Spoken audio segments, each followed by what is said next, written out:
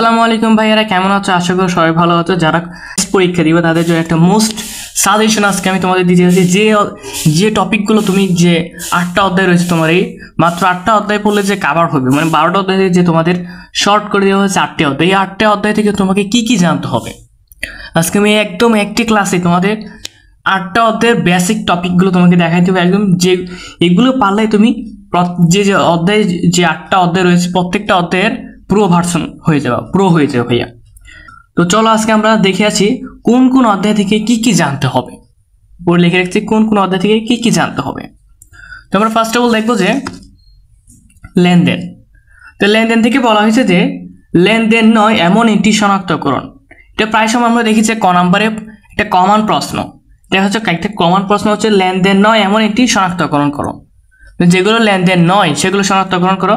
এটাও আমাদের একটা বেসিক ক্লাস, এটা আলোচনা করেছি, লেনদেন অধ্যায় থেকে তোমরা দেখে নিতে পারো। নিট ক্রয় এবং নিট বিক্রয় নির্ণয় করা হয়েছে এবং এটাও আমি আলোচনা করেছি। লেনদেনের যে বেসিক থেকে একদম প্রো ভার্সন একটা 30 মিনিট 54 সেকেন্ড সম্ভবত একটা ভিডিও দেওয়া আছে, ওই ভিডিওটা দেখে নিলে A to Z কাভার হয়ে যাবে। তো প্রারম্ভিক মূলধন নির্ণয় তোমাকে কীভাবে নির্ণয় করতে হয় সেটা আমি একটা ভিডিও তোমাকে দেখে দিয়েছি। তোমরা যাদের সমস্যা রয়েছে তারা দেখে নিতে পারো, আমাদের এই ইউটিউব চ্যানেলে দেওয়া আছে। তো মালিকানা সত্ত্ব নির্ণয় আছে। হিসাব সমীকরণ দুইটা টাইপ রয়েছে এবং এই দুইটা টাইপ আমি আলোচনা করেছি এবং এক্সট্রাভাবে একটা সৃজনশীল সম্পর্ক সহ আমি আলোচনা করেছিলাম। চালান এবং ক্যাশ মেমো আলাদা আলাদা ভিডিও দিয়েছি। মানে হচ্ছে আমি যে টপিকগুলো তোমাকে 6টা টপিক এখানে দিয়েছি, দেখো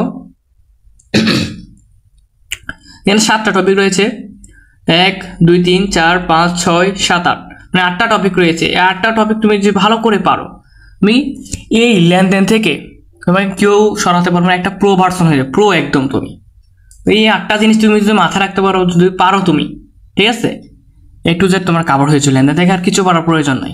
এরপর রয়েছে দুতরফা দাখিলা পদ্ধতি।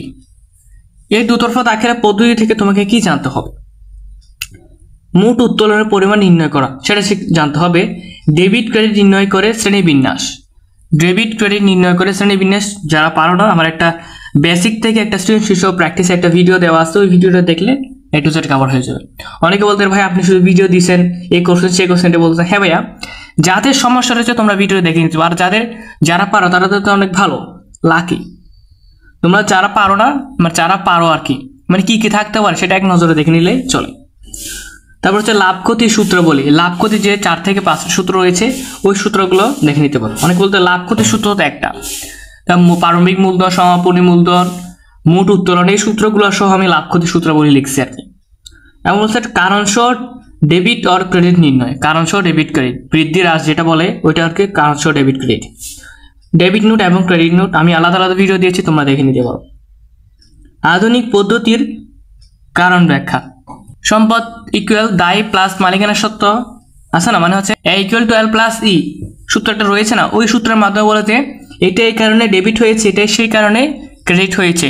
সুতরাং উক্ত সূত্রের উক্ত কথাটির বা উক্ত বক্তব্যটির মাধ্যমে বলা যাচ্ছে যে এটা A equal to L plus C।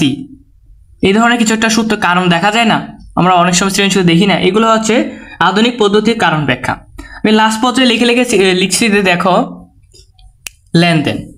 লেনদেন মানে হচ্ছে কি, আমি যে অধ্যায়গুলো শেষ করে চলে যাচ্ছি ওই অধ্যায়গুলো তোমাকে পারতে হবে। মানে হচ্ছে তুমি যদি দুতরফা দাখিলা করতে যাও তোমাকে লেনদেনটা অবশ্যই জানতে হবে, লেনদেন ছাড়া দুতরফা দাখিলা চলবে না, ঠিক আছে। এখন এর পরবর্তী যদি আমি এখন জাবেদায় চলে যাই, জাবেদাতেও তোমাকে লেনদেন এবং দুতরফা দাখিলা এই দুটো অধ্যায় জানতে হবে অবশ্যই।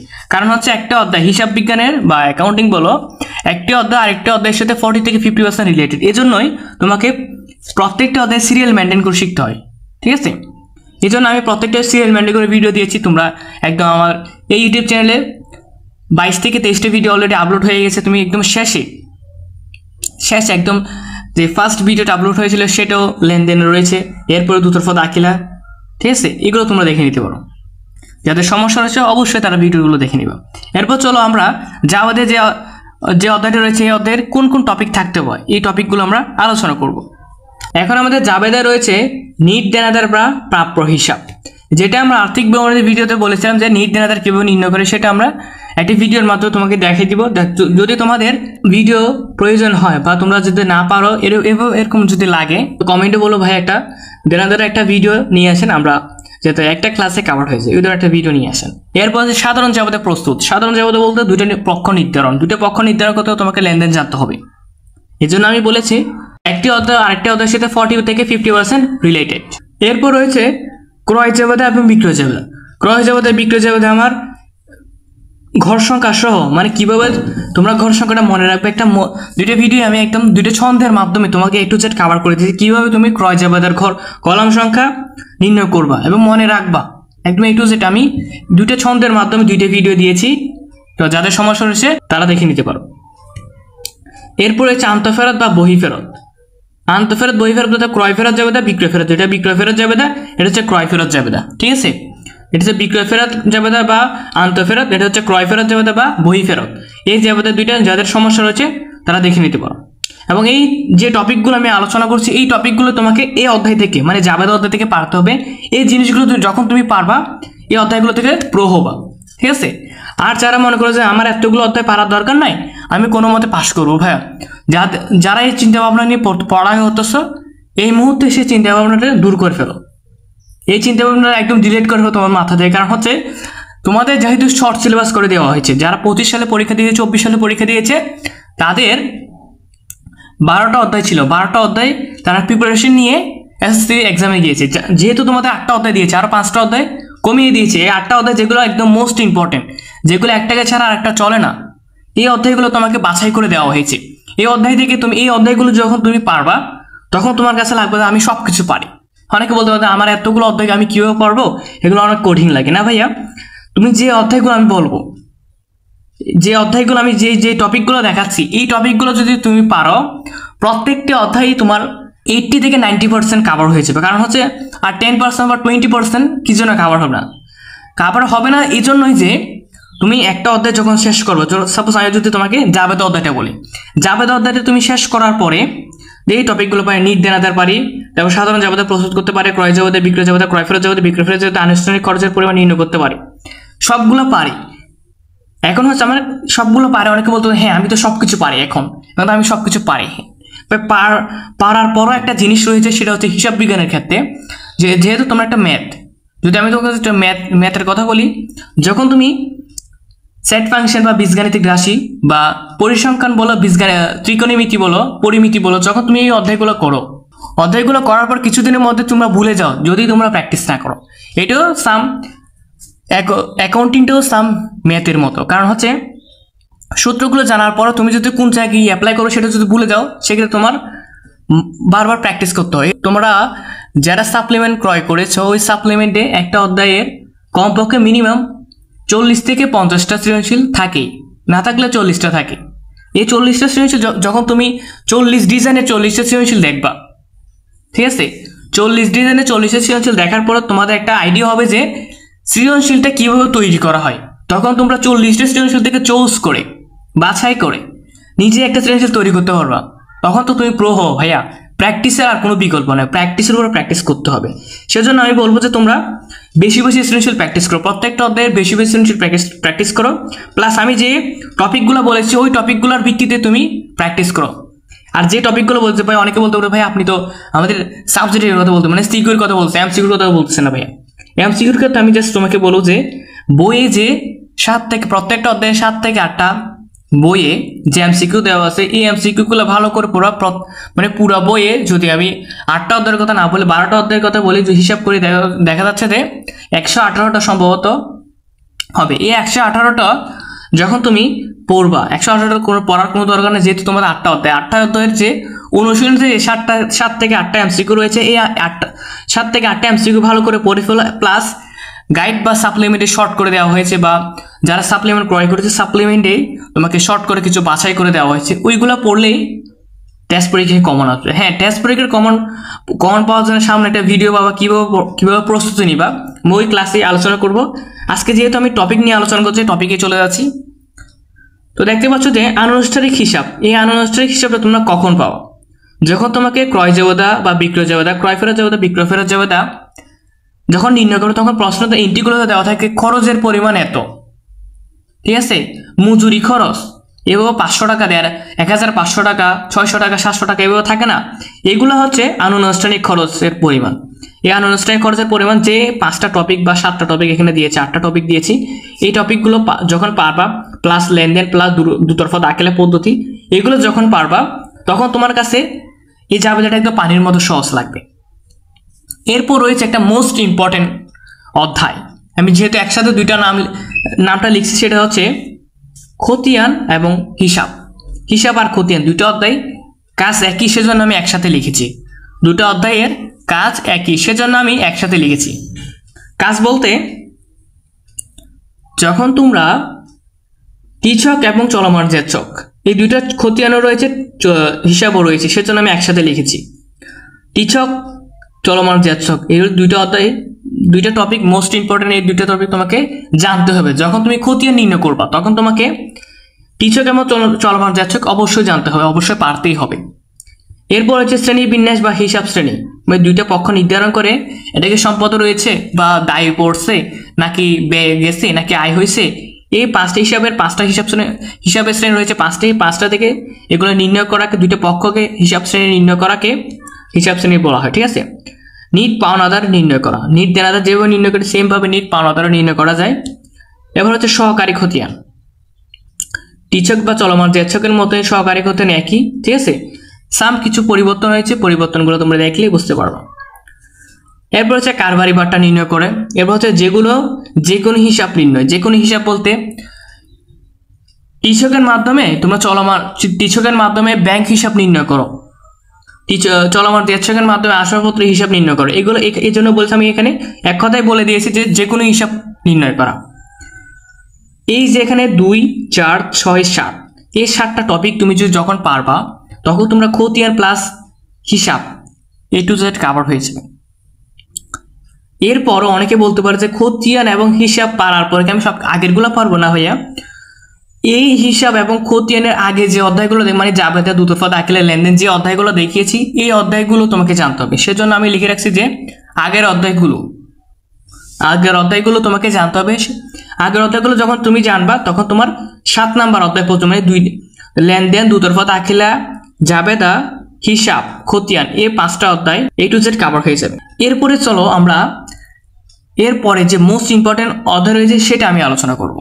প্রত্যেকটি টপিক তুমি সম্পূর্ণ ভিডিওটা দেখার অনুরোধ রইল, কারণ হচ্ছে যে অধ্যায়গুলো দেখাতে যাচ্ছি সেগুলো হচ্ছে তোমার টেস্ট পরীক্ষার জন্য মোস্ট ইম্পর্টেন্ট, তোমরা তো জানো সকলে, এবং কোন টপিকগুলো তোমাকে জানতে হবে সেগুলো সব আমি আলোচনা করছি।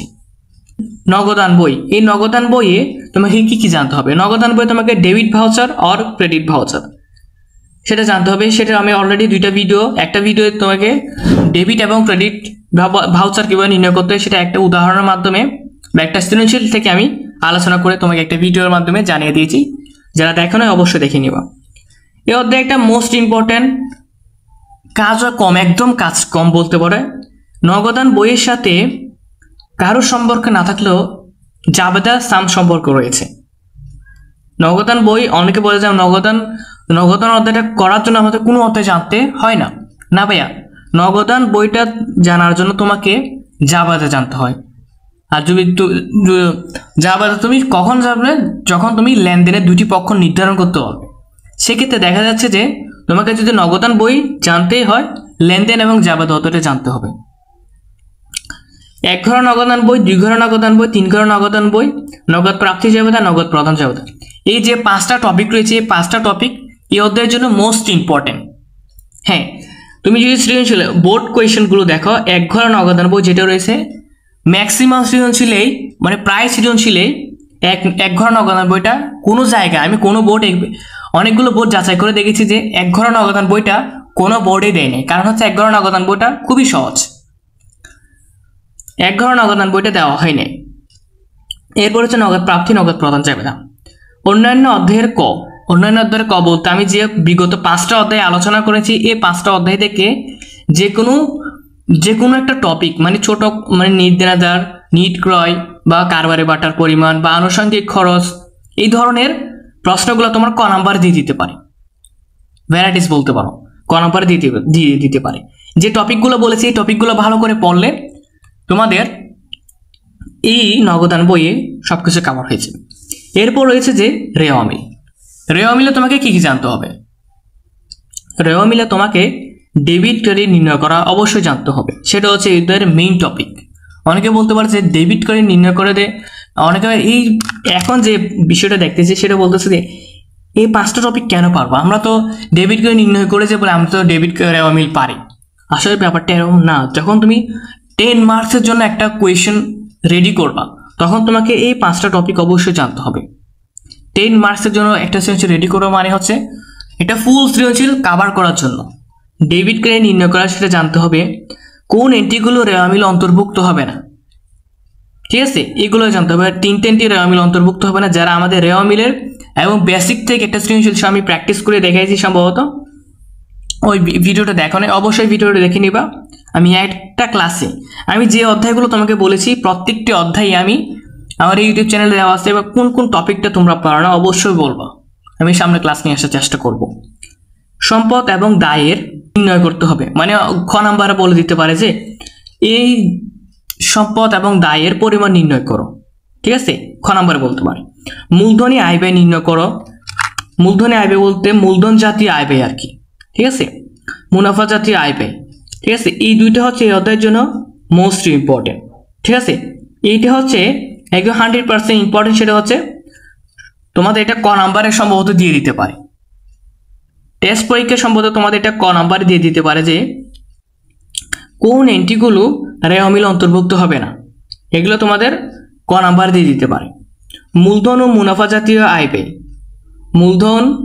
মূলধন জাতীয় আয় ব্যয় ও মুনাফা জাতীয় আয় ব্যয়, এখানে 4টা টপিকে আলোচনা করা হয়েছে।